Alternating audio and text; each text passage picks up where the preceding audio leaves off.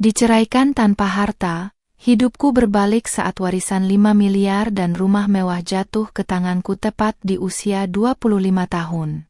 Kini mantan suamiku mengemis cinta setelah melihat pesonaku yang semakin memikat.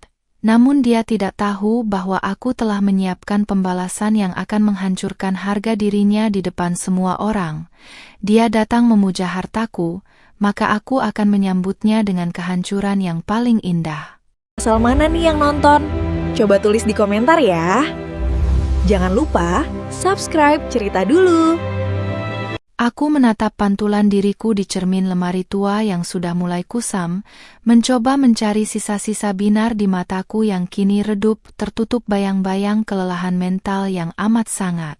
Di usiaku yang baru menginjak 25 tahun, seharusnya aku sedang menikmati masa-masa produktif yang penuh tawa, namun yang kulihat hanyalah wajah pucat dengan hijab voal coklat susu yang membungkus kesedihanku.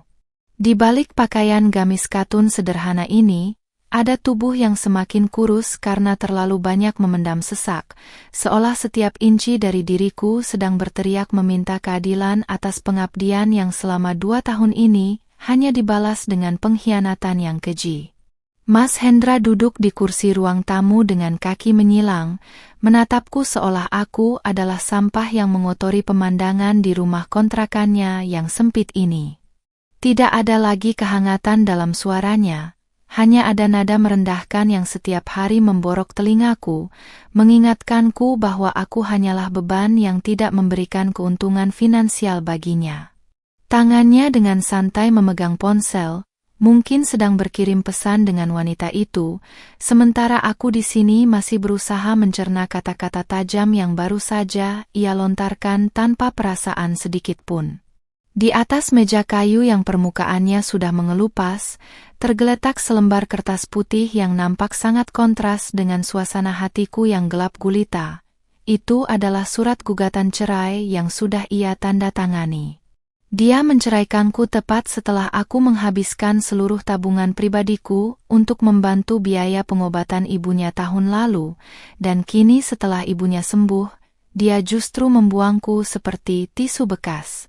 Air mataku hampir jatuh, namun aku segera menyekanya dengan ujung hijabku, berjanji pada diri sendiri bahwa ini adalah tetesan air mata terakhir yang aku berikan untuk pria yang tak tahu diri ini. Kamu tidak punya apa-apa, Zivana. Kamu hanya janda muda yang tidak punya harta, tidak punya pekerjaan tetap, dan hanya mengandalkan kecantikanmu yang mulai pudar karena stres. Ucapnya dengan tawa sinis yang membuat dadaku terasa seperti dihantam palu godam. Dia tidak tahu bahwa di balik diamku, aku sedang mengumpulkan kepingan harga diri yang dia injak-injak, mencoba bertahan di tengah badai yang dia ciptakan sendiri demi wanita lain yang dianggapnya lebih berkelas. Kalimatnya benar-benar menusuk, seolah semua pengabdianku selama ini tidak memiliki nilai 1 rupiah pun di matanya yang kini sudah tertutup oleh kemilau palsu pelakor itu. Aku menarik napas panjang, mencoba menstabilkan detak jantungku yang berpacu cepat karena amarah yang tertahan di tenggorokan, sementara jemariku gemetar saat menyentuh kertas dingin itu. Aku teringat bagaimana dulu dia berjanji akan menjagaku sampai maut memisahkan, namun kenyataannya, ego dan nafsu telah mengubahnya menjadi monster yang asing bagiku. Rumah ini, yang penuh dengan kenangan pahit dan sisa-sisa perjuanganku sebagai istri yang patuh, kini terasa seperti penjara yang jerujinya terbuat dari kata-kata kasar dan sikap dinginnya setiap malam. Tanda tangani saja dan pergilah dari sini sebelum Sally datang untuk melihat rumah ini. Lanjutnya tanpa sedikit pun rasa bersalah, menyebut nama wanita yang menjadi duri dalam rumah tangga kami dengan begitu bangganya. Mendengar nama itu, sesuatu di dalam diriku seolah patah, namun anehnya, patahan itu justru berubah menjadi kekuatan baru yang sangat tajam dan membara. Aku tidak lagi merasa takut akan masa depan yang tidak pasti, karena aku tahu bahwa Tuhan tidak pernah tidur dan setiap air mata yang jatuh ke lantai ini akan menjadi saksi atas segala kezalimannya. Aku meraih pena dengan tangan yang kini sudah lebih stabil, menatap tajam ke arah Mas Hendra yang masih asyik dengan dunianya sendiri, lalu menggoreskan tanda tangan di atas kertas itu dengan satu tarikan napas. Dengan tindakan itu, secara resmi aku melepaskan statusku sebagai istrinya, membiarkan dia merasa menang untuk saat ini karena dia pikir dia telah berhasil menyingkirkanku tanpa memberikan sepeser pun harta gonogini. Dia hanya tersenyum puas, sebuah senyum kemenangan yang sangat menjijikkan, tanpa menyadari bahwa roda nasib sedang bersiap untuk berputar dengan kecepatan yang tidak akan pernah dia duga. Saat aku berdiri untuk meninggalkan ruangan itu, dia sempat melirik ke arah tubuhku dari bawah ke atas, sebuah tatapan melecehkan yang membuatku merasa sangat tidak nyaman meski aku mengenakan pakaian yang menutup aurat dengan sempurna. Cari saja pria tua yang mau menanggung hidupmu, karena dengan penampilanmu yang seperti itu, tidak ada pria terhormat yang akan melirikmu. Ejeknya lagi, menambah daftar panjang luka yang akan aku sembuhkan dengan kesuksesan di masa depan. Aku tidak membalas, hanya berjalan tegap menuju kamar untuk mengemasi pakaianku yang tidak seberapa ke dalam satu koper tua yang sudah mulai usang. Di dalam kamar yang remang-remang, aku terduduk di tepi ranjang untuk terakhir kalinya, menatap langit-langit kamar sambil merenungi nasibku yang seolah berada di titik nadir paling bawah. Namun, tiba-tiba ponsel bututku bergetar hebat di dalam saku gamis, menandakan ada sebuah panggilan masuk dari nomor yang tidak kukenal namun terlihat sangat resmi dan penting. Dengan ragu aku mengangkatnya, dan suara di seberang sana memperkenalkan diri sebagai pengacara senior yang mewakili mendiang kakek angkatku yang sudah bertahun-tahun kehilangan kontak denganku. Kalimat berikutnya yang kudengar dari seberang telepon membuat jantungku seolah berhenti berdetak sesaat. Aku dinyatakan sebagai ahli waris tunggal atas aset senilai 5 miliar rupiah dan sebuah rumah mewah di kawasan perumahan paling elit di kota ini. Aku menutup mulutku dengan tangan, air mata yang kali ini jatuh bukan karena sedih, melainkan karena rasa syukur yang tak terhingga atas keajaiban yang datang di saat aku paling hancur. Aku melirik keluar pintu kamar, ke arah Mas Hendra yang masih sombong di ruang tamu, dan tersenyum tipis karena aku tahu bahwa mulai detik ini, hidupku bukan lagi tentang penderitaan, melainkan tentang pembalasan yang paling indah. Aku melangkah keluar dari kontrakan sempit itu tanpa menoleh lagi, menyeret koper tuaku dengan kepala tegak meski Mas Hendra masih sempat meneriakkan kata-kata kasar dari ambang pintu. Di dalam kepalaku, suara pengacara tadi masih bergema, menjanjikan kehidupan yang selama ini hanya ada dalam mimpi di tengah sesak napas karena kemiskinan. Aku segera memesan taksi daring menuju alamat yang disebutkan, sebuah kawasan elit yang dijaga ketat oleh portal otomatis dan barisan satpam bertubuh tegap. Saat mobil perlahan memasuki area perumahan, aku terpana melihat deretan rumah megah yang arsitekturnya menyerupai istana modern, sangat jauh berbeda dengan gang becek tempatku tinggal selama 2 tahun terakhir. Taksi berhenti tepat di depan sebuah gerbang hitam menjulang tinggi yang terbuka secara otomatis menyambut kedatanganku, menyingkap sebuah rumah megah dengan pilar-pilar putih yang berdiri kokoh. Pak pengacara sudah berdiri di sana, menyambutku dengan hormat yang belum pernah kuterima dari siapapun selama ini, bahkan dari suamiku sendiri. Begitu melangkah masuk ke dalam foyer, aroma pengharum ruangan kelas atas dan dinginnya AC langsung memeluk tubuhku, memberikan sensasi nyaman yang luar biasa. Lantai marmer yang berkilap seperti cermin memantulkan bayanganku, seorang wanita berhijab voal lusuh yang sebentar lagi akan bertransformasi menjadi penguasa di rumah ini. Di ruang tamu yang luasnya hampir seluas seluruh rumah kontrakanku dulu, aku duduk di sofa bludru yang sangat empuk sementara Pak pengacara menjelaskan detail warisan itu. Selain rumah ini, uang tunai sebesar 5 miliar rupiah sudah masuk ke dalam rekening atas namaku, sebuah angka yang membuat jemariku gemetar saat memegang buku tabungan baru. Beliau mengatakan bahwa kakek angkatku ingin aku hidup mandiri dan kuat tanpa perlu bergantung pada pria manapun, seolah beliau sudah tahu penderitaan yang aku lalui bersama Hendra. Aku merasa seperti sedang terbangun dari mimpi buruk yang panjang dan disambut oleh fajar yang begitu menyilaukan namun sangat menenangkan. Langkah pertamaku adalah melakukan perubahan total. Aku memanggil tim kebersihan profesional, penata gaya, dan asisten pribadi untuk mengatur segala kebutuhanku dalam waktu singkat. Aku mandi di kamar mandi utama yang dilengkapi bathtub mewah dan pancuran air hangat, membasuh semua sisa-sisa kesedihan dan bau keringat dari rumah lama yang menyesakkan. Setelah bersih, aku mengenakan pakaian baru yang telah kupesan sebelumnya, sebuah turtleneck hitam yang pas di badan, menonjolkan bentuk tubuhku yang tetap terjaga meski sering kekurangan makan dulu. Aku bercermin dan terkejut melihat betapa body goals siluet tubuhku saat dibalut pakaian yang berkualitas tinggi dan pas di lekuk tubuh. Aku memilih hijab pashmina dari bahan sil premium yang kusempirkan dengan gaya modern, menutupi leher namun tetap memperlihatkan aura elegan dari wajahku yang kini mulai bercahaya. Wajahku yang imut dan manis kini terlihat lebih dewasa dan tajam berkat sedikit sentuhan riasan tipis yang menonjolkan mata bulatku yang jernih. Aku tidak lagi terlihat seperti wanita yang bisa ditindas. Aku terlihat seperti wanita yang memiliki segalanya, dari kecantikan hingga kemapanan finansial yang tak tergoyahkan.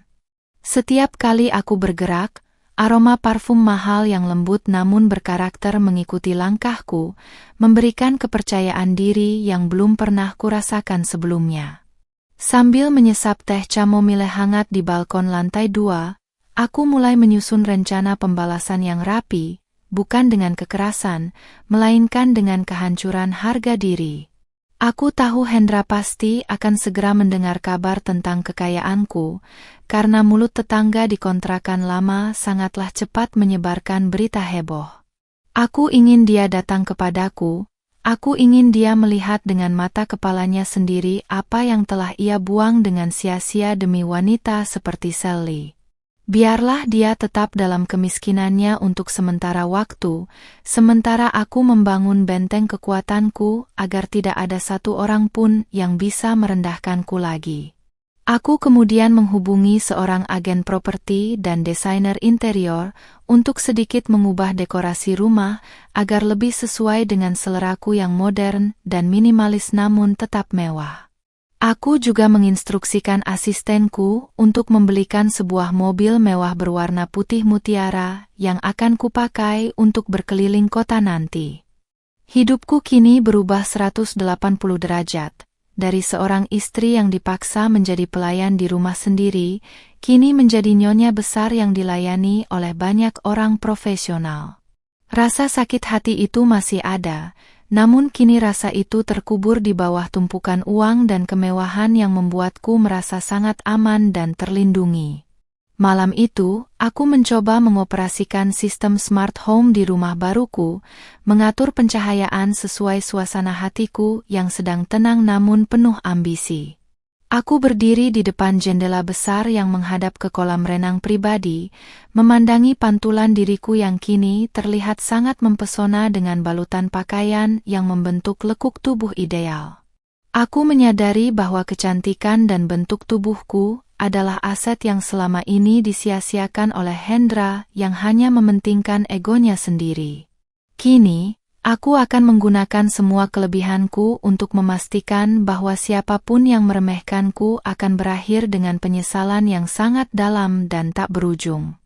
Tiba-tiba, ponselku berdering berkali-kali, menampilkan notifikasi pesan dari nomor yang sangat aku hafal, nomor Mas Hendra yang tadinya sudah kublokir namun sengaja kubuka aksesnya. Dia mengirimkan pesan yang isinya sangat berbeda dari biasanya. Tidak ada lagi makian, yang ada hanyalah pertanyaan penuh rasa ingin tahu tentang keberadaanku. Rupanya berita tentang kepindahanku dengan taksi mewah ke kawasan elit sudah sampai ke telinganya, memicu rasa serakah yang memang menjadi sifat dasarnya sejak dulu. Aku hanya tersenyum dingin membaca pesan itu, membiarkannya menunggu tanpa jawaban, karena aku ingin dia merasa tersiksa oleh rasa penasaran yang membakar jiwanya. Aku mematikan lampu kamar dengan sekali sentuhan pada panel di samping tempat tidur king size yang sangat empuk ini, bersiap untuk istirahat dengan tenang.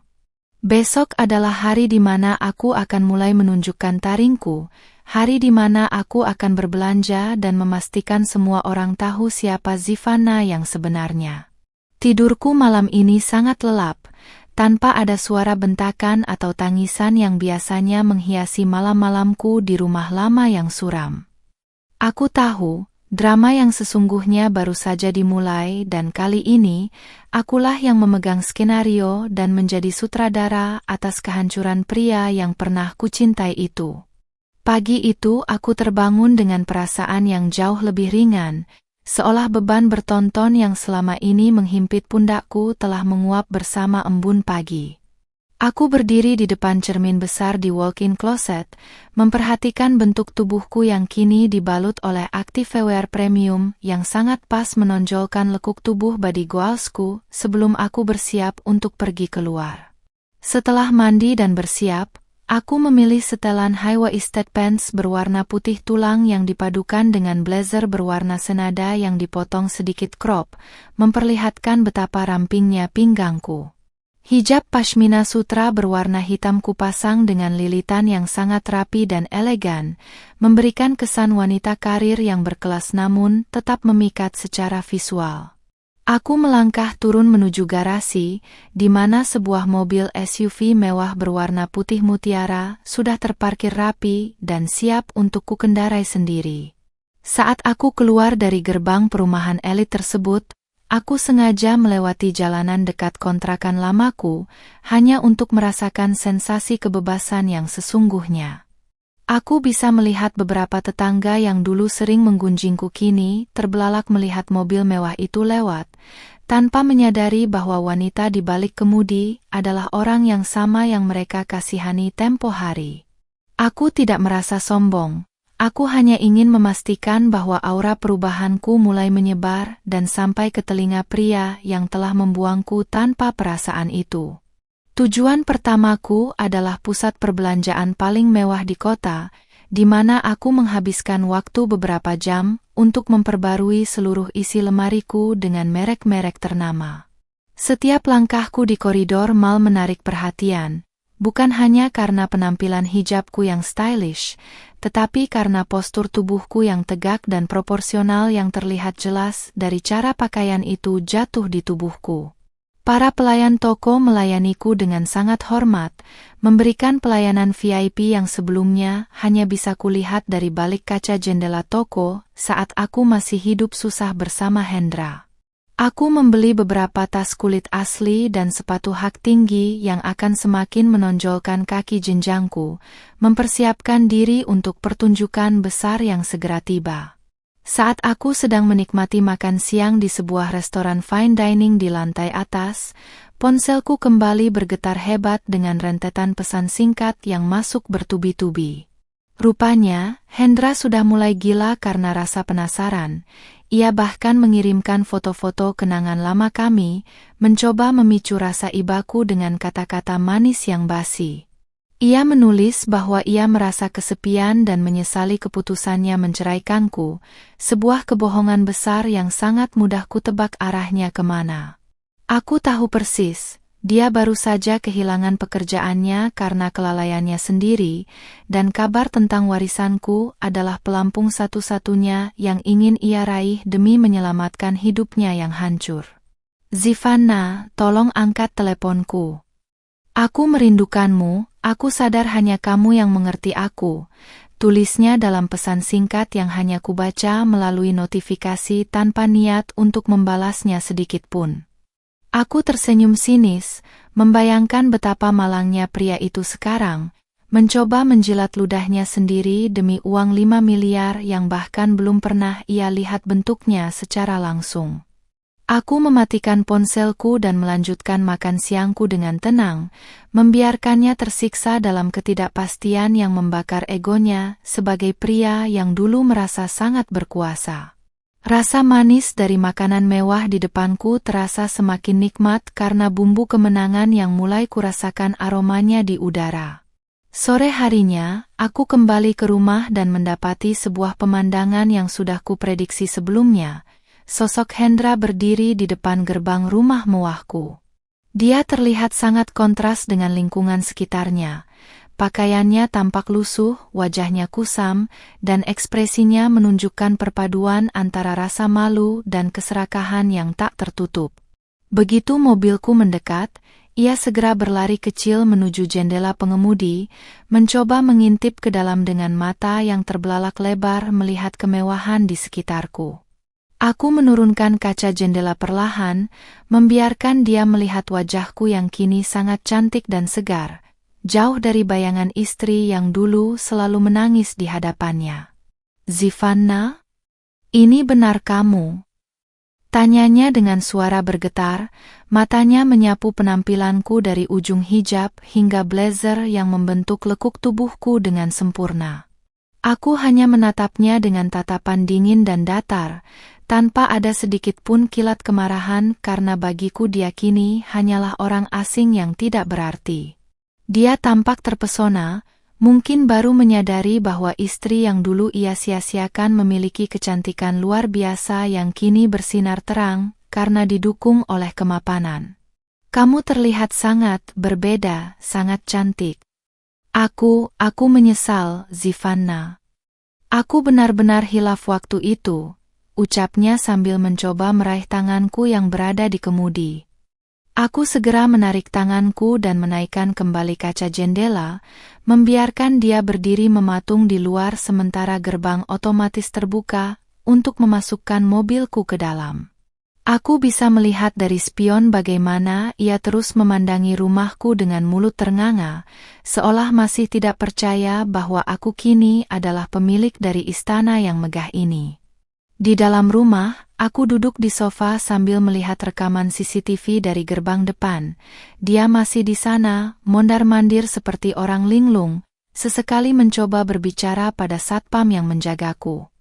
Satpamku yang sigap segera memintanya pergi, namun ia tetap bersikeras dengan alasan bahwa ia adalah suamiku, yang tentu saja langsung dibantah karena kami sudah resmi bercerai. Malam harinya, sebuah pesan baru masuk dari nomor asing yang ternyata adalah Sally, wanita pelakor yang menjadi alasan hancurnya rumah tanggaku dulu. Isinya penuh dengan makian dan tuduhan bahwa aku menggunakan sihir untuk mendapatkan kekayaan mendadak, sebuah pesan yang menunjukkan betapa irinya dia melihat keadaanku sekarang. Rupanya mereka berdua sedang bertengkar hebat karena Hendra mulai membanding-bandingkan Sally denganku yang kini jauh lebih kaya dan menarik secara visual. Ini adalah awal dari kehancuran hubungan mereka yang dibangun di atas penderitaanku, dan aku sangat menikmati setiap detak kehancuran yang mereka ciptakan sendiri. Aku membalas pesan Sally hanya dengan satu kalimat singkat, "Terima kasih sudah mengambil sampah dari hidupku, sekarang nikmatilah bau busuknya sendirian." Setelah itu, aku memblokir nomornya secara permanen dan merebahkan tubuhku di ranjang mewahku dengan senyum kemenangan yang tak luntur. Aku tahu Hendra akan terus berusaha mendekatiku, dan aku akan membiarkan dia sedikit berharap agar penjatuhannya nanti terasa jauh lebih menyakitkan. Strategiku sudah matang. Aku akan memancingnya masuk ke dalam jebakan yang akan membuatnya kehilangan segalanya tepat di hari yang paling ia nantikan bersama wanita itu. Keesokan harinya, aku sengaja membiarkan Mas Hendra mendekat dengan tidak lagi memerintahkan satpam untuk mengusirnya secara kasar. Aku duduk di teras depan yang mewah, mengenakan pakaian rumah berupa setelan silk yang jatuh mengikuti lekuk tubuhku dengan elegan, sembari membaca majalah bisnis. Dari kejauhan, aku melihatnya berjalan ragu-ragu memasuki halaman rumah, matanya terus berpindah-pindah antara pilar rumah yang megah dan sosokku yang kini tampak sangat berkelas. Aku membiarkannya berdiri selama beberapa menit di bawah terik matahari, sebelum akhirnya aku mengangkat wajah dan menatapnya dengan senyum tipis yang penuh misteri. Zivanna, terima kasih karena akhirnya kamu mau menemuiku. Suaranya terdengar sangat parau, penuh dengan nada memelas yang dulu sangat jarang kudengar darinya. Dia melangkah mendekat, namun aku segera mengangkat tangan, memberi isyarat agar dia tetap berdiri di anak tangga bawah, menegaskan batas status kami yang sekarang. Penampilannya benar-benar berantakan, kemejanya kusut dan ada kantung mata yang menghitam, sangat kontras dengan diriku yang tampil segar dengan kulit putih bersih merona. Aku bisa merasakan tatapannya yang lapar akan kemewahan ini, sekaligus rasa kagum yang tak bisa ia sembunyikan melihat betapa cantiknya aku saat ini. Aku ingin meminta maaf, Zivanna.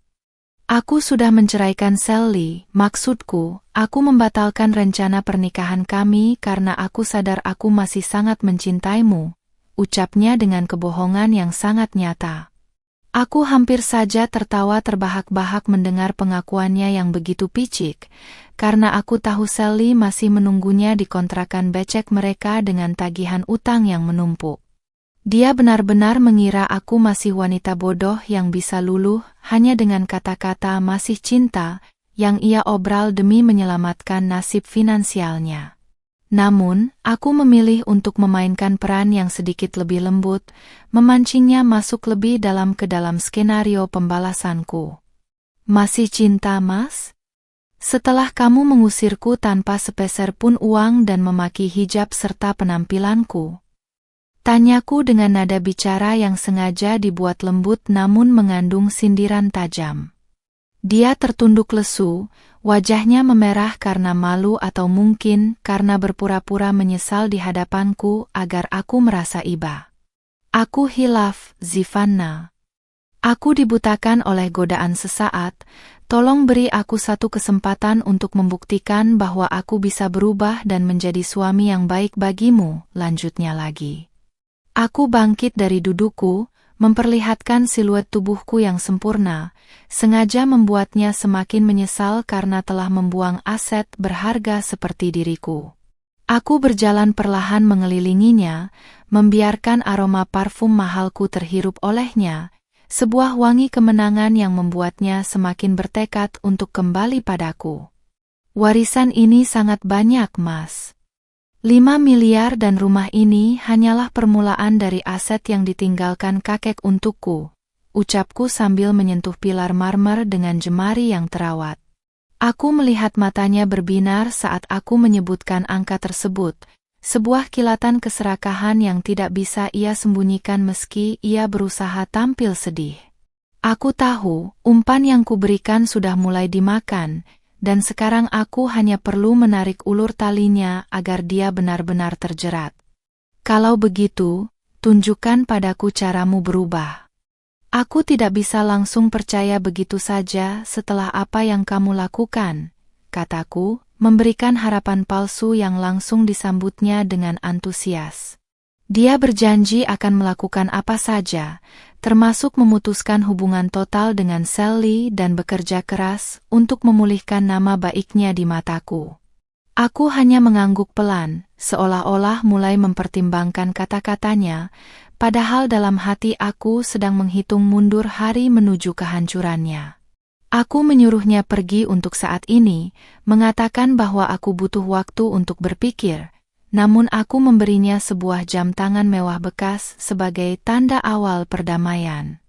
Begitu dia pergi dengan wajah berseri-seri, aku segera masuk ke dalam rumah dan menghubungi asisten pribadiku untuk mulai memantau setiap langkah Hendra. Aku tahu dia akan langsung memamerkan jam tangan itu atau mungkin menggadaikannya untuk membayar utang-utang judi bola yang ia sembunyikan selama ini. Benar saja, laporan dari asistenku menunjukkan bahwa dia langsung menemui Sally, namun bukan untuk memutuskannya, melainkan untuk merencanakan sesuatu yang lebih jahat. Mereka berdua rupanya berniat untuk pura-pura berpisah agar Hendra bisa menikahiku kembali dan kemudian mereka akan menguasai seluruh harta warisanku bersama-sama. Aku mendengarkan rekaman percakapan mereka melalui alat penyadap yang berhasil dipasang oleh orang suruhanku di mobil lama Hendra. Suara mereka penuh dengan tawa licik. Sally bahkan menyarankan Hendra untuk segera menghamiliku agar aku tidak bisa lari lagi, sebuah rencana yang sangat menjijikkan dan membuat darahku mendidih karena amarah. Pria yang pernah kusebut suami ini benar-benar tidak memiliki hati nurani. Dia melihatku bukan sebagai manusia, melainkan sebagai mesin uang yang bisa ia rampas. Namun, mereka tidak sadar bahwa aku sudah selangkah di depan mereka, dan setiap rencana jahat yang mereka susun justru akan menjadi senjata bagiku untuk menghancurkan mereka. Aku mulai menyusun dokumen-dokumen penting dengan bantuan pengacaraku, sebuah jebakan hukum yang sangat rapi yang akan membuat Hendra menandatangani sesuatu yang dia kira adalah surat pernyataan cinta. Aku juga menyiapkan sebuah acara makan malam mewah yang akan mengundang beberapa rekan bisnis palsu untuk membuat Hendra merasa seolah-olah dia sedang masuk ke dunia kelas atas. Aku ingin dia merasa sangat tinggi, merasa bahwa dia sudah berhasil menaklukkanku kembali, sebelum aku menjatuhkannya ke jurang yang paling dalam. Rencana ini menuntut kesabaran ekstra, namun aku sangat menikmati proses melihat mereka berdua menari di atas bara api yang kukobarkan. Malam itu, aku berdiri di balkon, menatap lampu-lampu kota yang indah sambil meraba hijab pashminaku yang lembut, merasa sangat kuat dan berdaya. Aku bukan lagi Zivanna yang malang. Aku adalah wanita yang akan memberikan pelajaran berharga tentang apa artinya mengkhianati ketulusan. Aku akan membiarkan Hendra terus bermimpi tentang 5 miliar itu selama beberapa hari ke depan, membiarkannya merasa menang di depan Sally dengan segala kebohongannya. Hari pembalasan itu sudah dekat. Dan aku akan memastikan bahwa saat dia tersadar nanti, semuanya sudah terlambat dan dia tidak akan punya apa-apa lagi selain penyesalan seumur hidup. Pagi hari di minggu kedua sejak rencana ini dimulai, aku mengundang Mas Hendra untuk makan siang bersama di rumah baruku. Aku sengaja berdandan lebih lama dari biasanya, memastikan penampilanku benar-benar mematikan hingga mampu membuat nafasnya tertahan. Aku mengenakan gaun panjang berbahan satin yang jatuh lembut mengikuti lekuk tubuhku, dipadukan dengan blazer putih tanpa kancing yang mempertegas pinggang kecilku. Hijabku berbahan silk bermotif abstrak mewah dengan warna senada, melilit rapi di leher dan memperlihatkan kulit wajahku yang kini sangat sehat berkat perawatan kelas atas. Aku ingin dia melihat apa yang telah dia buang, dan apa yang sekarang sedang dia coba dapatkan kembali dengan segala kelicikannya. Begitu Mas Hendra masuk ke ruang makan, matanya hampir tidak berkedip menatap meja yang sudah dipenuhi hidangan western kelas atas. Dia terlihat mencoba tampil maksimal dengan kemeja baru, yang kuduga dibeli dari hasil menggadaikan jam tangan pemberianku, namun tetap saja aura pecundang itu tak bisa disembunyikan. Aku menyambutnya dengan senyum manis yang sengaja kubuat sedikit malu-malu, sebuah akting yang sangat meyakinkan hingga ia merasa berada di atas angin.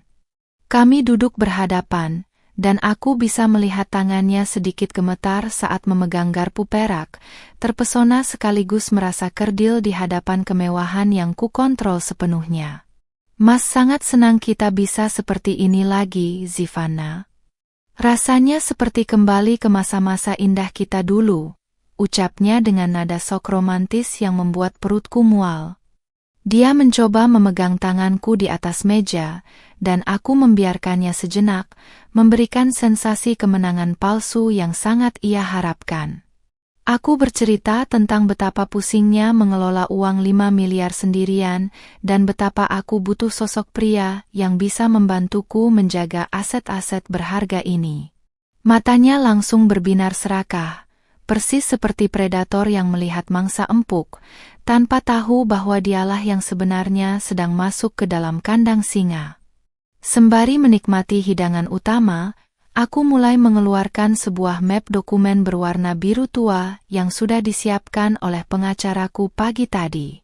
Aku mengatakan bahwa jika dia benar-benar ingin kembali padaku, aku ingin kami memulai segalanya dengan keterbukaan hukum agar tidak ada lagi masalah di masa depan. Aku berbohong bahwa dokumen itu adalah surat pernyataan kesepakatan pranikah kembali yang isinya adalah pembagian aset sebagai jaminan jika kami menikah lagi.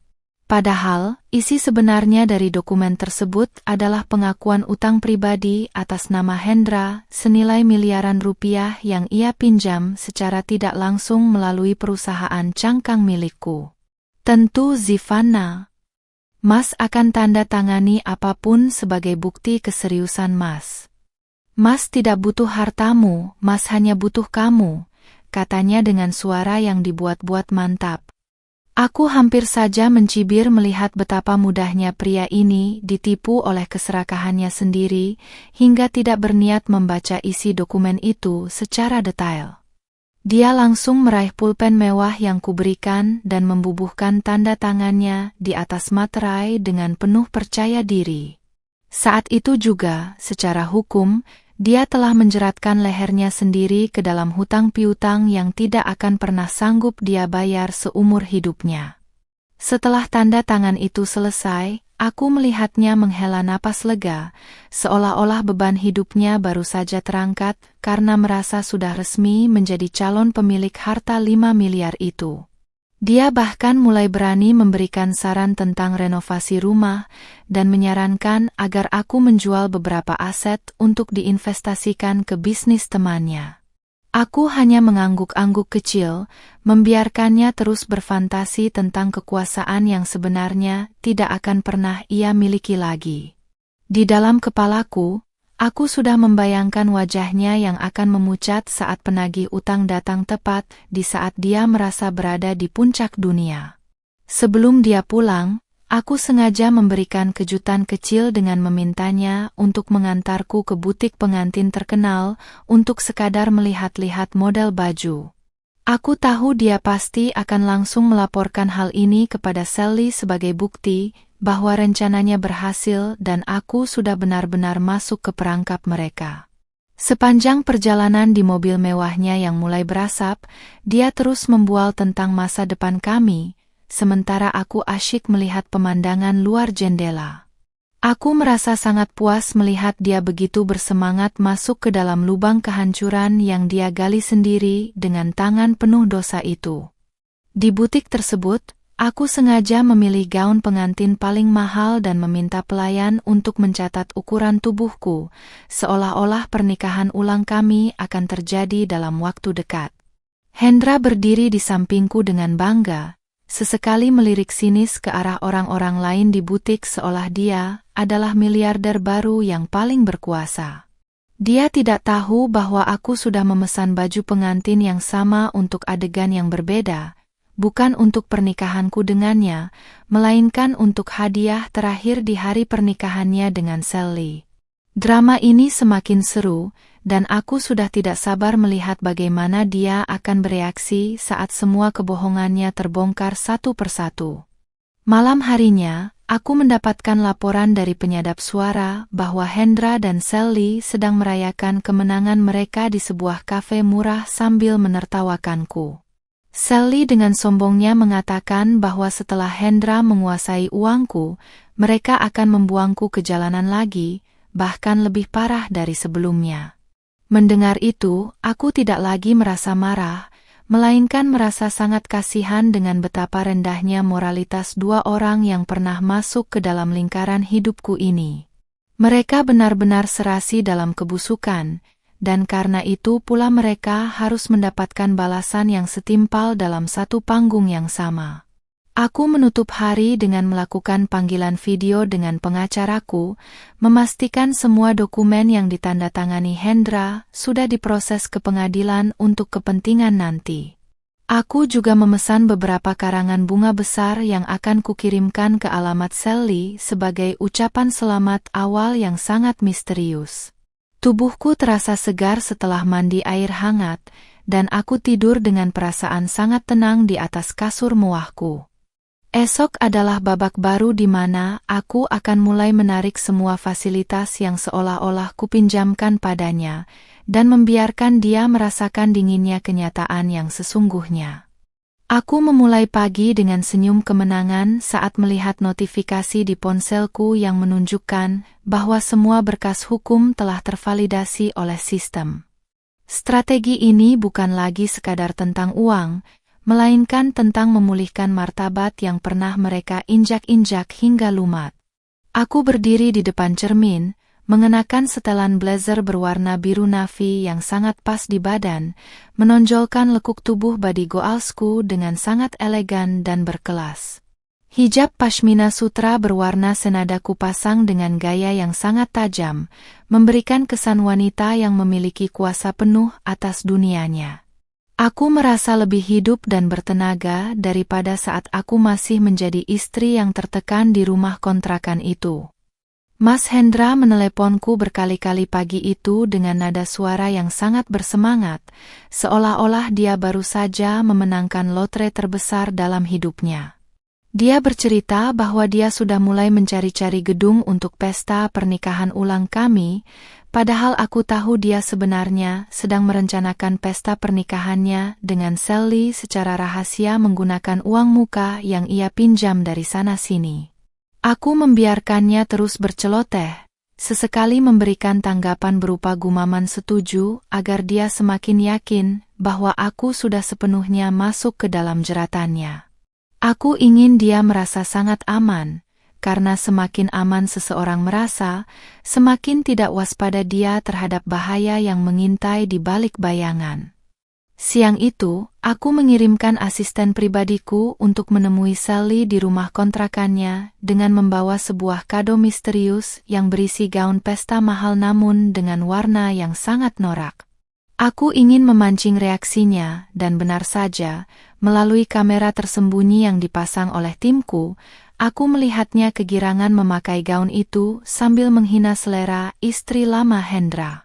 Dia tidak sadar bahwa di dalam gaun itu terdapat pelacak mikro yang akan memberitahuku kemanapun dia pergi, termasuk saat dia bertemu dengan Hendra untuk merencanakan cara menguras hartaku. Kebodohan mereka adalah hiburan terbaik yang pernah kudapatkan, melebihi tontonan drama televisi manapun yang pernah kulihat. Aku sengaja mematikan ponselku selama beberapa jam untuk membuat Mas Hendra merasa cemas dan gelisah, sebuah teknik psikologis agar dia semakin merasa bergantung padaku. Saat aku menyalakannya kembali, sudah ada puluhan pesan masuk yang isinya mulai dari kata-kata manis hingga kekhawatiran yang berlebihan.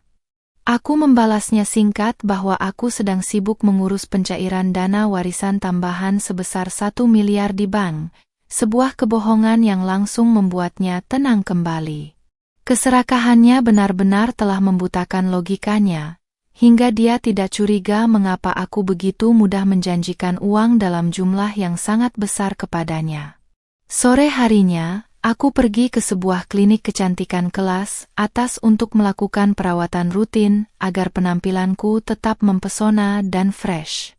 Saat sedang bersantai dengan masker wajah, aku melihat postingan media sosial Sally yang sengaja tidak diprivasi, memamerkan cincin tunangan yang kuduga dibeli Hendra menggunakan jam tangan mewah yang kuberikan. Mereka benar-benar tidak sabar untuk memamerkan kemenangan mereka, tanpa tahu bahwa setiap postingan itu adalah bukti yang kukumpulkan untuk mempermalukan mereka nantinya. Aku hanya tersenyum tipis, membayangkan betapa cepatnya cincin itu akan berubah menjadi beban yang sangat berat saat kenyataan pahit menghantam mereka tepat di wajah. Aku kemudian menelepon Mas Hendra dan mengajaknya bertemu di sebuah restoran terbuka yang cukup ramai, tempat di mana banyak orang bisa melihat kami. Aku mengenakan pakaian yang cukup berani untuk ukuran hijabku, sebuah atasan turtleneck putih yang sangat membentuk lekuk tubuh ideal, dan rok panjang berbahan kulit yang memberikan kesan sangat modern. Begitu dia datang, aku bisa melihat matanya yang liar menyapu tubuhku dengan penuh nafsu dan rasa bangga, karena merasa akan segera memilikiku kembali. Namun, di balik keramaian itu, Aku sudah menyiapkan kejutan kecil berupa kedatangan kreditur gadungan yang merupakan orang suruhanku. Saat kami sedang berbincang, dua orang pria berbadan tegap dengan setelan jas hitam mendatangi meja kami dan langsung menyapa Mas Hendra dengan suara yang cukup keras. Mereka menagih utang-utang lama Hendra yang sudah kupindahkan kepemilikannya ke perusahaan cangkangku, membuat wajah Hendra seketika memucat di depan banyak orang.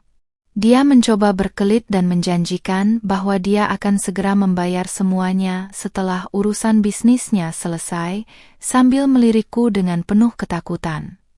Aku hanya bersikap tenang, seolah-olah aku sangat terkejut dan kecewa mendengar bahwa calon suamiku memiliki masalah keuangan yang begitu besar dan rumit. Mas, apa benar yang mereka katakan? Kenapa kamu tidak jujur padaku tentang utang-utang ini? Tanyaku dengan nada suara yang sengaja dibuat bergetar seolah ingin menangis. Mas Hendra langsung berlutut di bawah meja, mencoba memohon padaku agar aku tidak meninggalkan dia hanya karena masalah kecil ini. Dia bersumpah demi langit dan bumi bahwa dia akan melunasi semuanya dan hanya mencintaiku, sebuah pemandangan yang sangat memuaskan egoku yang pernah dia sakiti. Aku berpura-pura luluh dan mengatakan bahwa aku akan membantu melunasi sebagian utangnya, namun dengan syarat dia harus menandatangani satu lagi dokumen jaminan tambahan. Dokumen jaminan tambahan itu sebenarnya adalah surat kuasa mutlak atas seluruh aset pribadi yang masih dia miliki, termasuk kendaraan lamanya dan tabungan hari tuanya yang tersisa sedikit. Tanpa berpikir panjang karena panik dan ingin segera mengakhiri rasa malunya di restoran itu, dia langsung menandatangani dokumen tersebut di hadapan para kreditur. Sekarang, dia benar-benar sudah tidak memiliki apa-apa lagi di dunia ini selain baju yang melekat di badannya dan tumpukan janji palsu yang dia berikan padaku. Dia mengira aku adalah penyelamatnya, padahal aku adalah orang yang baru saja menarik kursi tempatnya berpijak di atas tiang gantungan. Kami berpisah malam itu dengan janji bahwa aku akan mentransfer sejumlah uang ke rekeningnya besok pagi, sebuah janji yang tentu saja tidak akan pernah kutepati. Aku pulang ke rumah mewahku dengan perasaan yang sangat puas, melihat betapa mudahnya pria sombong itu tunduk di bawah kakiku demi segepok harta. Di kamar, aku membuka laptop dan melihat persiapan pernikahan Hendra dan Sally yang akan dilaksanakan 3 hari lagi di sebuah gedung pertemuan kelas menengah. Semua sudah siap, panggung pembalasan sudah terpasang rapi, dan aku akan memastikan bahwa hari bahagia mereka akan menjadi hari yang paling memalukan sepanjang sejarah hidup mereka. Aku terbangun dengan perasaan sangat segar, seolah setiap helai kain spray sutra di tempat tidurku membisikkan kata kemenangan yang sudah di depan mata. Pagi ini aku memilih untuk tidak membalas satupun pesan dari Mas Hendra yang sejak subuh sudah menanyakan perihal transferan uang yang kujanjikan kemarin. Aku sengaja membiarkannya bergelut dengan rasa cemas, membiarkan dia dikejar-kejar oleh penagih utang gadungan yang terus meneror ponselnya setiap 10 menit. Di depan cermin besar, aku merapikan hijab pashmina hitamku, lalu mengenakan setelan outer panjang transparan di atas pakaian ketat yang menonjolkan lekuk tubuh body goalsku, memberikan kesan misterius sekaligus sangat berkuasa. Sekitar jam 10 pagi, aku sengaja mengirimkan bukti transfer palsu melalui pesan singkat kepadanya, sebuah gambar hasil suntingan yang menunjukkan angka ratusan juta rupiah telah terkirim. Aku tahu dia akan langsung kegirangan dan mungkin segera memesan barang-barang mewah atau melunasi sisa biaya gedungnya bersama Sally dengan uang yang sebenarnya tidak pernah ada itu. Mas, uangnya sudah kukirim, gunakan dengan bijak ya, tulisku singkat dengan tambahan emoji hati yang sangat ironis. Aku bisa membayangkan dia sedang melompat kegirangan di kontrakan kumuhnya, tanpa menyadari bahwa sistem bank akan menolak transaksi itu dalam waktu beberapa jam karena kesalahan teknis yang sengaja kubuat. Untuk memastikan dia tetap tenang, aku mengajaknya bertemu di sebuah butik perhiasan mewah, untuk memilihkan cincin yang ia klaim sebagai tanda ikatan ulang kami. Di butik itu, aku sengaja memilih cincin yang paling mahal, berlian murni yang harganya bisa membeli 3 buah mobil kelas menengah sekaligus. Mas Hendra tampak berkeringat dingin saat melihat harganya, namun dia berusaha tetap terlihat tenang karena mengira uang dariku sudah aman di rekeningnya. Aku menikmati ekspresi wajahnya yang berjuang antara rasa bangga karena berada di tempat mewah dan rasa takut yang tersembunyi di balik matanya yang serakah. "Zivana, kamu sangat cantik hari ini, setiap orang di toko ini tidak berhenti menatapmu," bisiknya di telingaku, mencoba bersikap romantis yang menurutku sangat menjijikkan. Aku hanya tersenyum manis, membiarkan tangannya melingkar di pinggangku sejenak agar dia merasa benar-benar telah memilikiku kembali secara utuh. Penampilanku yang imut dan manis memang seringkali mengecoh, membuatnya lupa bahwa di balik wajah ini ada otak yang sedang menghitung detik-detik kehancurannya. Aku sengaja meminta pelayan butik untuk membungkus cincin itu dan mengatakan bahwa kami akan kembali lagi besok untuk pelunasan, memberikan dia waktu untuk semakin berhayal tinggi. Sore harinya, asisten pribadiku melaporkan bahwa Mas Hendra mulai berani memaki-maki Sally karena masalah sepele, pengaruh dari rasa sombongnya yang merasa akan segera menjadi orang kaya. Dia mulai membanding-bandingkan Sally yang murahan dengan diriku yang berkelas dan berharga 5 miliar. Sebuah pertengkaran hebat yang terekam jelas lewat alat penyadap. Aku tertawa kecil saat mendengar Sally menangis histeris karena merasa dikhianati, padahal dia sendiri adalah pengkhianat pertama dalam hubungan kami dulu. Mereka berdua sekarang sedang saling menghancurkan dari dalam, persis seperti skenario yang kuharapkan untuk mempermudah jalanku.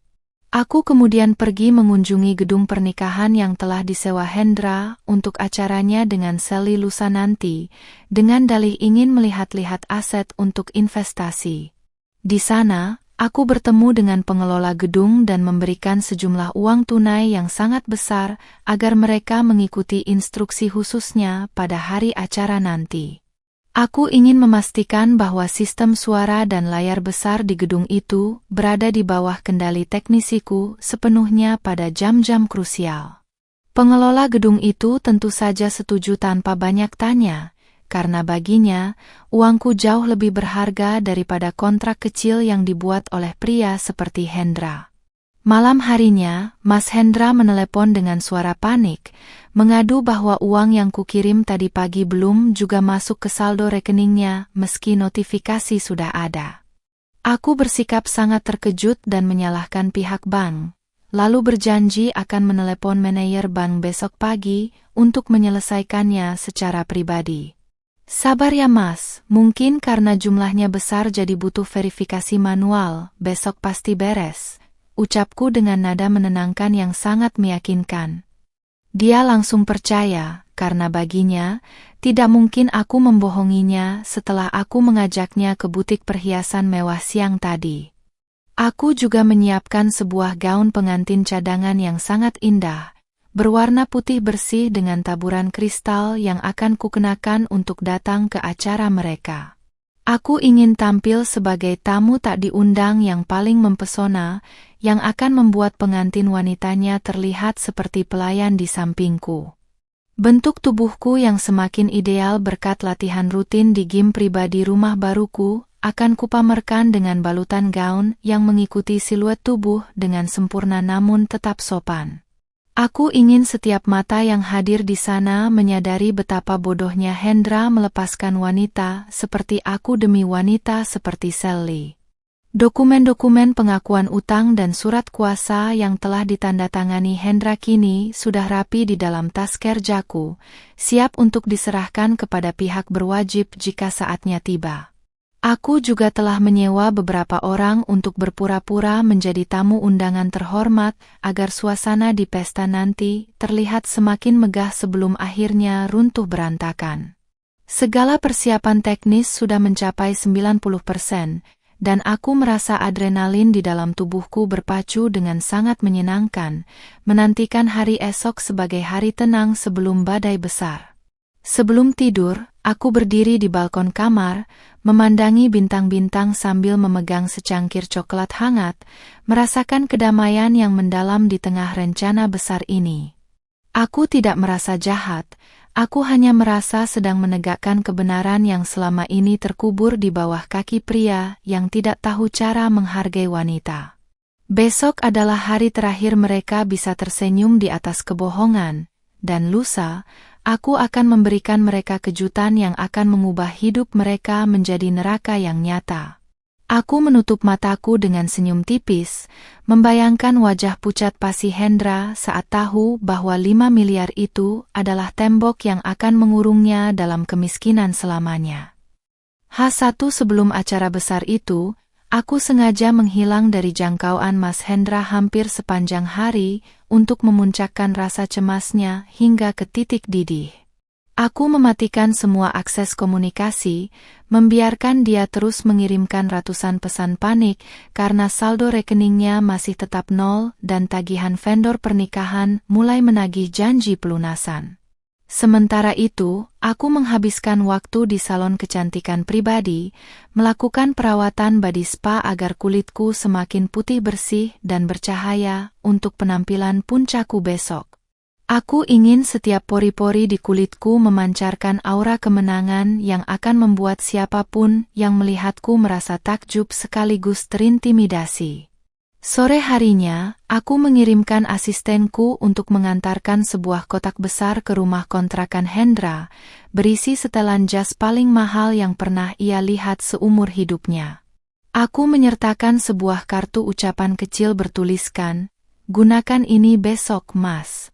Aku ingin kamu terlihat paling gagah saat kita meresmikan segalanya di depan semua orang." Itu adalah umpan terakhir untuk memastikan dia tetap datang ke gedung pernikahan dengan harapan bahwa aku akan muncul dan melunasi seluruh biaya pesta serta menikahinya kembali. Aku bisa membayangkan betapa sombongnya dia saat mencoba jas itu di depan cermin, merasa dirinya sudah resmi menjadi raja di atas tumpukan utang yang kubuat.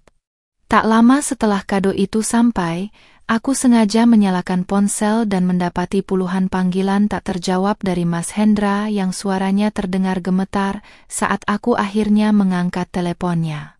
Dia menangis sesenggukan, berterima kasih atas jas mewah tersebut dan memohon maaf karena sempat meragukan transferan uang dariku yang belum masuk.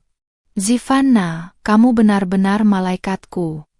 Aku janji besok akan menjadi hari paling bahagia untuk kita. Aku sudah memutuskan hubungan sepenuhnya dengan Sally," ucapnya berbohong dengan sangat lancar. Aku hanya tersenyum dingin di balik telepon, tahu betul bahwa Sally baru saja mengunggah foto kuku pengantinnya di media sosial beberapa menit yang lalu. Aku kemudian menghubungi teknisi multimedia yang sudah kupasang di gedung pertemuan tersebut untuk melakukan gladi resik terakhir secara rahasia malam itu. Aku memastikan bahwa semua file video yang telah kususun, berisi rekaman perselingkuhan Hendra, percakapan liciknya tentang hartaku, dan bukti penandatanganan surat utang, bisa diputar dengan resolusi tinggi. Layar LED raksasa di panggung utama akan menjadi saksi bisu bagaimana topeng pria cinta sejati ini terkelupas di depan seluruh keluarga besar dan tamu undangannya. Rasa puas yang menjalar di hatiku saat melihat video itu diputar di layar lebar sungguh tak terlukiskan dengan kata-kata. Malam semakin larut, aku berdiri di ruang ganti pribadiku, memandangi gaun pengantin kristal yang sudah tergantung rapi, siap untuk kukenakan besok pagi. Gaun itu dirancang khusus untuk mengikuti setiap lekuk tubuh ideal yang selama ini kusukai, dengan hijab pashmina sutra yang akan dihiasi tiara kecil yang elegan. Aku ingin tampil sebagai versi diriku yang paling sempurna, paling cantik, dan paling berbahaya yang pernah ada dalam sejarah hidup Mas Hendra. Besok bukan hanya tentang pembalasan, tapi tentang pernyataan diri bahwa Zivanna yang lemah telah mati dan digantikan oleh wanita yang tak bisa dikalahkan.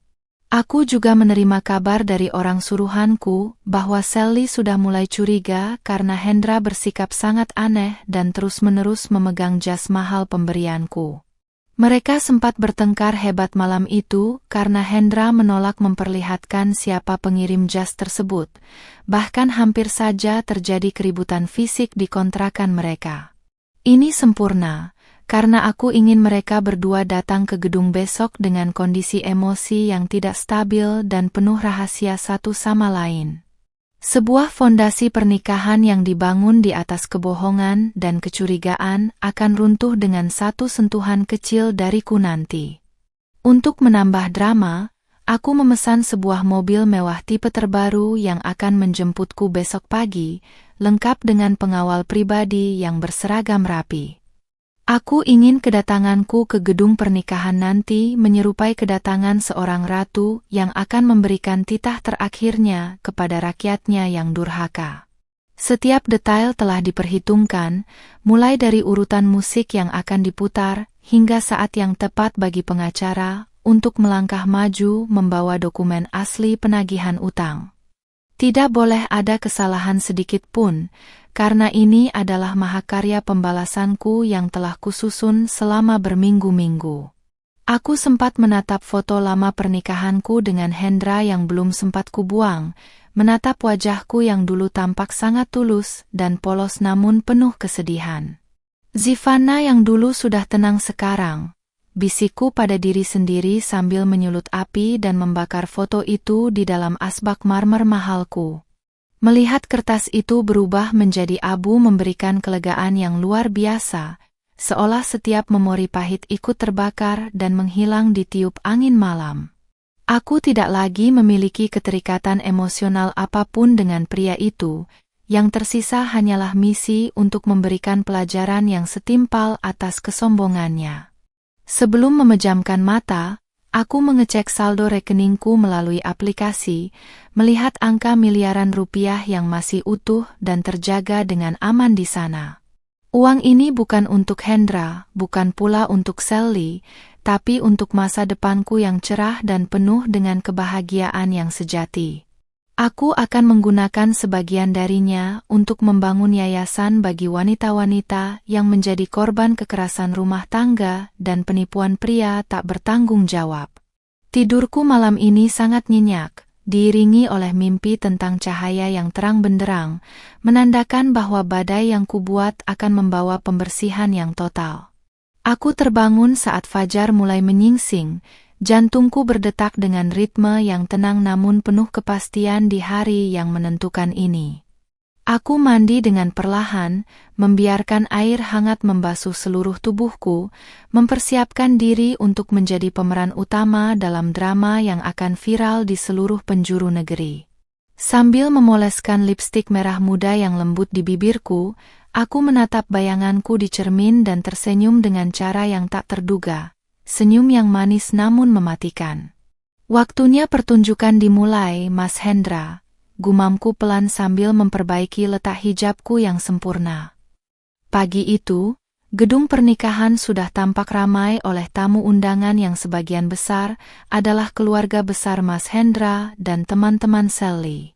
Aku tiba di lokasi dengan mobil mewah putih mutiaraku, namun aku tidak langsung masuk ke dalam gedung, melainkan menunggu di dalam mobil sembari memantau situasi melalui asistenku. Aku mengenakan gaun pengantin kristal yang sangat mempesona, dipadukan dengan high heels perak yang membuat kakiku tampak semakin jenjang dan anggun. Tubuhku yang body goals terbalut sempurna oleh potongan gaun yang elegan, membuatku tampak seperti bidadari yang siap memberikan penghakiman terakhir bagi mereka yang berdosa. Dari kejauhan, aku melihat Mas Hendra berdiri di pelaminan dengan jas mewah pemberianku, wajahnya tampak gelisah sekaligus sombong saat menyalami para tamu. Di sampingnya, Sally mengenakan gaun pengantin yang terlalu ketat dan menor, mencoba tampil seperti nyonya besar namun justru terlihat sangat kontras dengan kemewahan yang terpancar dari jas yang dipakai Hendra.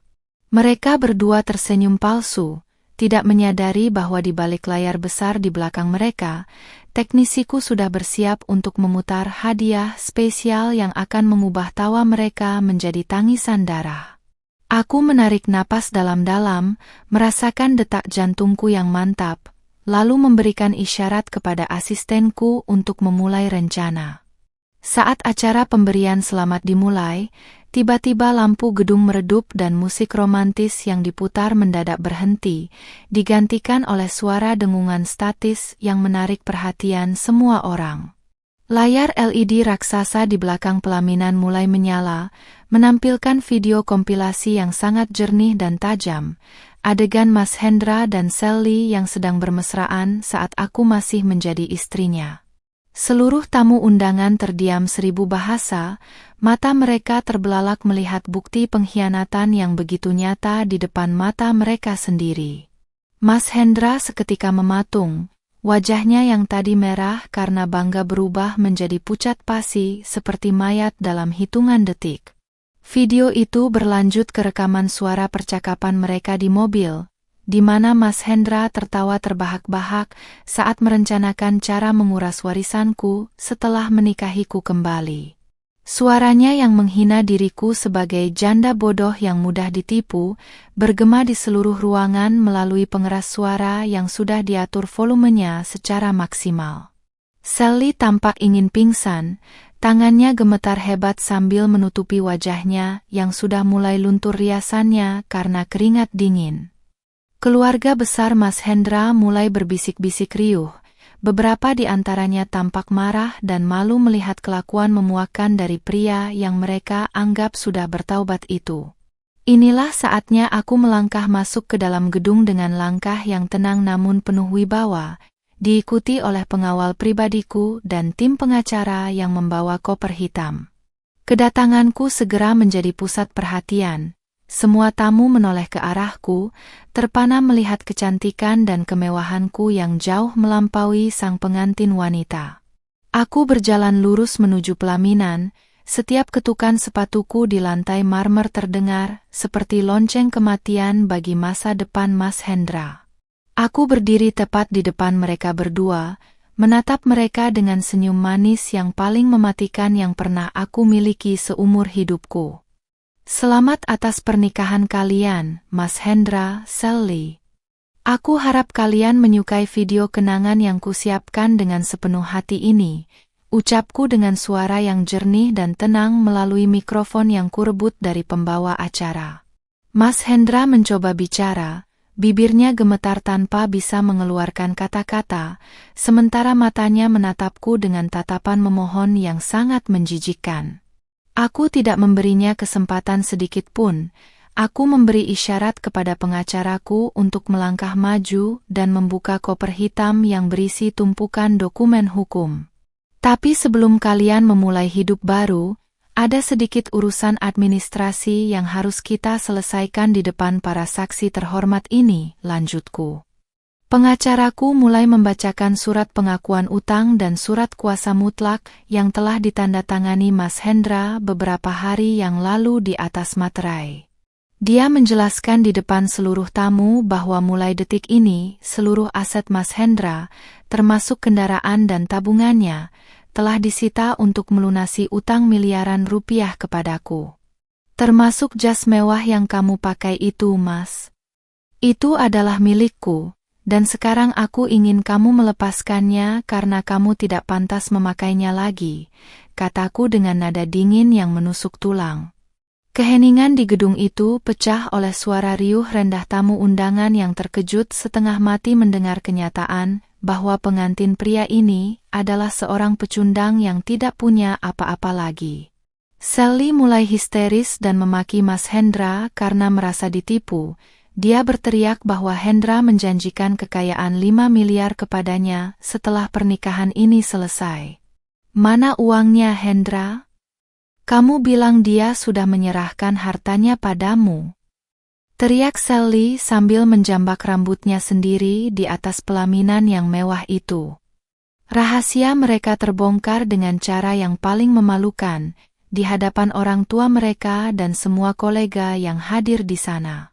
Aku hanya berdiri diam, menikmati setiap detik kehancuran mental mereka yang selama ini telah menghancurkan hidupku tanpa belas kasihan sedikitpun.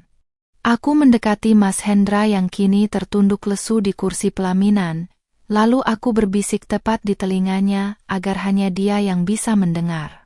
Kamu bilang kamu masih cinta saat tahu aku dapat warisan 5 miliar? Sekarang, nikmatilah cinta itu bersama kemiskinan dan utang yang akan mengejarmu seumur hidup, bisikku penuh kemenangan. Aku menarik cincin berlian palsu yang sempat ia pamerkan sebagai tanda ikatan mereka dan menjatuhkannya ke lantai, membiarkannya terinjak oleh kerumunan orang yang mulai mendekat. Aku melihat air mata jatuh dari matanya, namun aku tidak merasakan sedikit pun rasa iba, karena hatiku sudah tertutup rapat oleh rasa syukur atas keadilan ini. Sebelum keluar dari gedung, aku berbalik dan menatap seluruh tamu undangan dengan senyum yang sangat tulus dan bahagia, menunjukkan bahwa aku telah merdeka dari masa laluku yang kelam. Acara ini selesai, dan hidupku yang sesungguhnya baru saja dimulai. Terima kasih atas kehadirannya. Seruku lantang sebelum berjalan keluar dengan kepala tegak.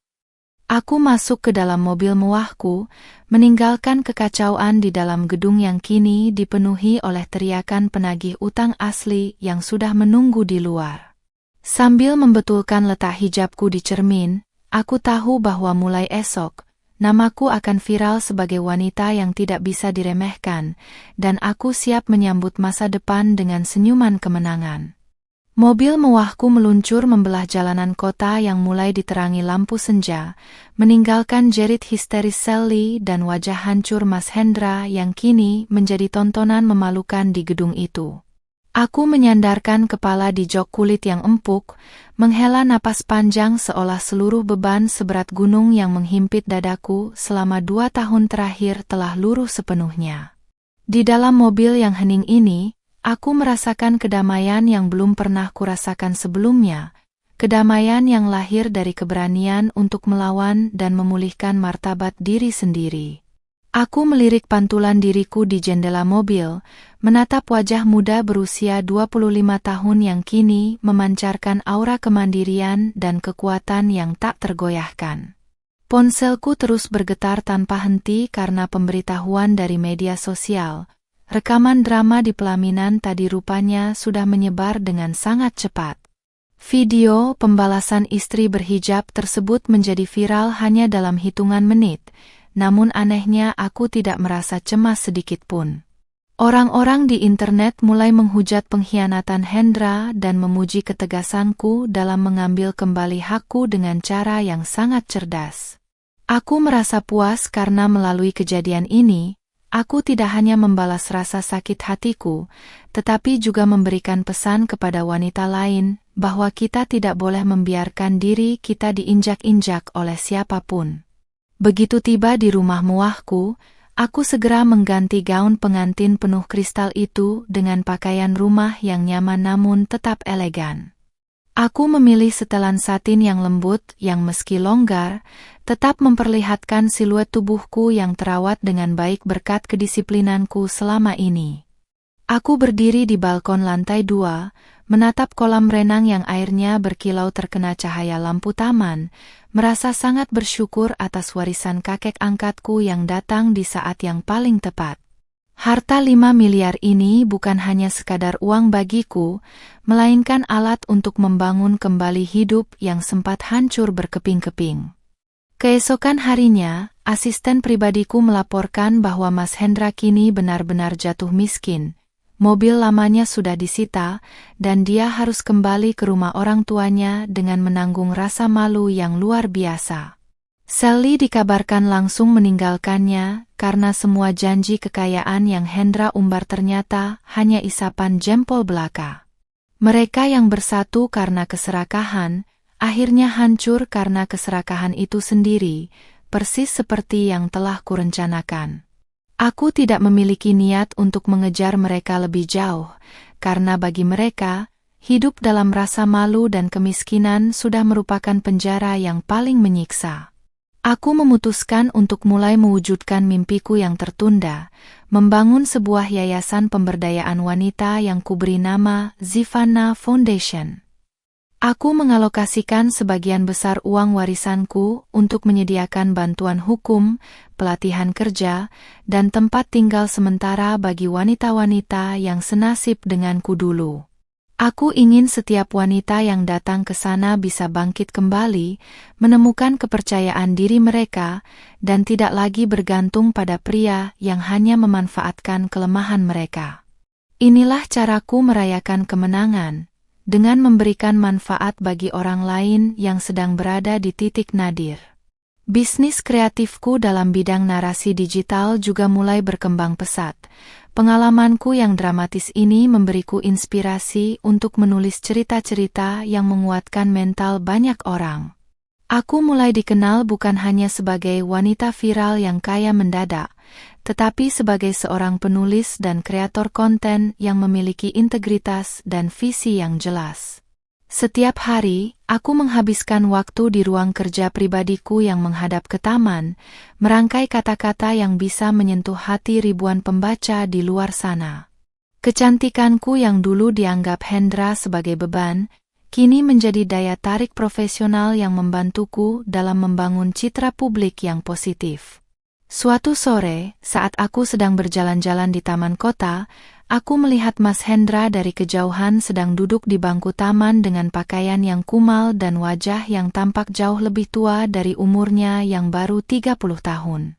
Dia tampak seperti orang linglung, mungkin merenungi segala keputusannya yang salah dan kesempatannya yang hilang untuk hidup bahagia bersamaku. Aku tidak menghindar, aku justru melewatinya dengan kepala tegak, namun tanpa niat untuk menyapa atau mengejeknya lagi. Dia sempat menatapku dengan mata yang penuh penyesalan, namun aku hanya membalasnya dengan senyum tipis yang penuh pengampunan, karena bagiku, dia kini hanyalah masa lalu yang sudah tidak memiliki kuasa atas perasaanku. Aku kini lebih selektif dalam memilih lingkungan pergaulan, mengelilingi diriku dengan orang-orang yang mendukung visi dan misiku, bukan mereka yang hanya datang karena harta. Hubunganku dengan Tuhan juga semakin erat. Setiap sujudku kini penuh dengan rasa syukur atas kekuatan yang diberikan untuk melewati badai yang begitu hebat. Aku tetap menjaga penampilanku, mengenakan hijab dengan gaya yang modern namun tetap santun, serta menjaga kesehatan tubuhku sebagai bentuk rasa syukur atas karunia fisik yang sempurna. Hidupku kini terasa sangat seimbang, antara pencapaian duniawi dan ketenangan ukhrawi yang selalu kudambakan. Malam ini, aku duduk di meja makan rumah mewahku, menikmati hidangan sederhana namun lezat yang dimasak oleh asisten rumah tanggaku. Tidak ada lagi bentakan, tidak ada lagi hinaan, dan tidak ada lagi air mata yang jatuh ke dalam piring makanku. Aku merasa sangat berdaya, mengetahui bahwa masa depanku berada sepenuhnya di tanganku sendiri, didukung oleh aset yang kukelola dengan sangat hati-hati. Aku tidak lagi takut akan kesepian, karena aku telah menemukan sahabat terbaik dalam diriku sendiri yang telah teruji oleh api pengkhianatan. Aku menutup hari ini dengan menuliskan satu kalimat di buku harian pribadiku. Balasan terbaik untuk pengkhianatan bukanlah kebencian yang abadi, melainkan kesuksesan yang melampaui imajinasi mereka. Aku mematikan lampu kamar, menyelimuti tubuhku dengan kain sutra yang lembut, dan tertidur dengan senyuman kemenangan yang akan terus menghiasi wajahku esok hari. Namaku Zivanna. Aku adalah wanita berhijab yang berusia 25 tahun dengan warisan 5 miliar, dan ini adalah babak baru dalam hidupku yang penuh dengan cahaya dan harapan. Pembalasan tak terduga itu telah selesai, dan kini saatnya aku menikmati hasil dari ketegaranku selamanya.